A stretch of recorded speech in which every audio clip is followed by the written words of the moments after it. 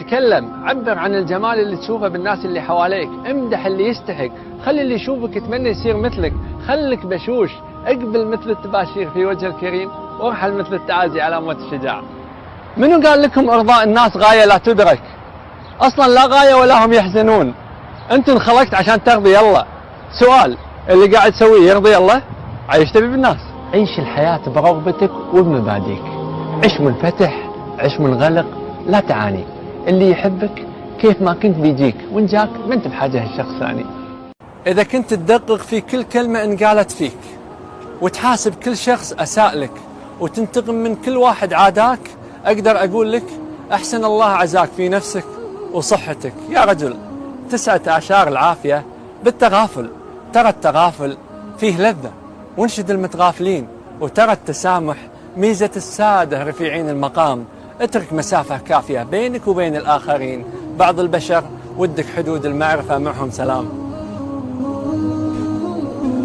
بعض الناس يفتخر انه كسر قلب شخص، متخصص بالكلام الجارح، عادي عنده يسم البدن، اصلا يشوفها شطارة.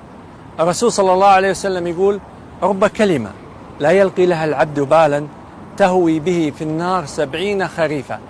هذيل ما يدرون انهم بيتحاسبون وراهم جنة ونار؟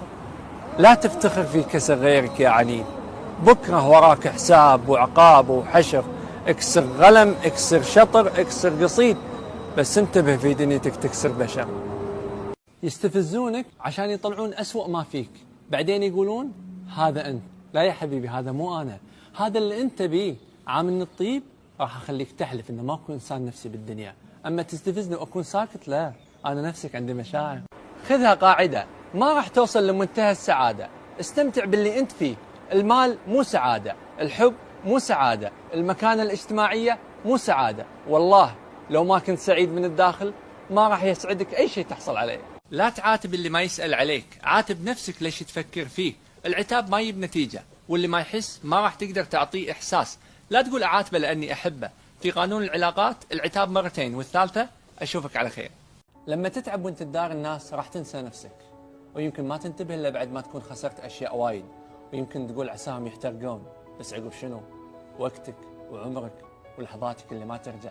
راح تصير نفس اللي نسى نفسه وهو بين الأوادم ما لقى نفسه، قبل يسأل عن الحرمان، قبل ينطق تراني إنسان، نسى نفسه ودعا ربه على النسيان، وقبل لا يجرح العالم جرح نفسه.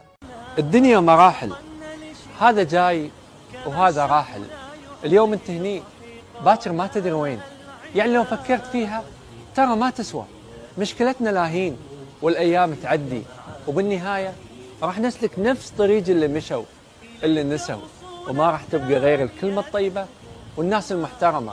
راح تروح ذكرياتنا، أحلامنا، لحظاتنا، ما راح يبقى شيء بس أعمالنا. لو كان الحزن له فايدة أو يغير من واقعك شيء لا بس المشكلة الحزن ما يعطيك نتائج مختلفة. أنت على بالك كل اللي قاعد يبتسمون سعداء؟ لا، يمكن عندهم مشاكل ما لها حل، بس قالوا نبتسم وناخذ أجر. الإمام علي يقول: المؤمن بشره في وجهه.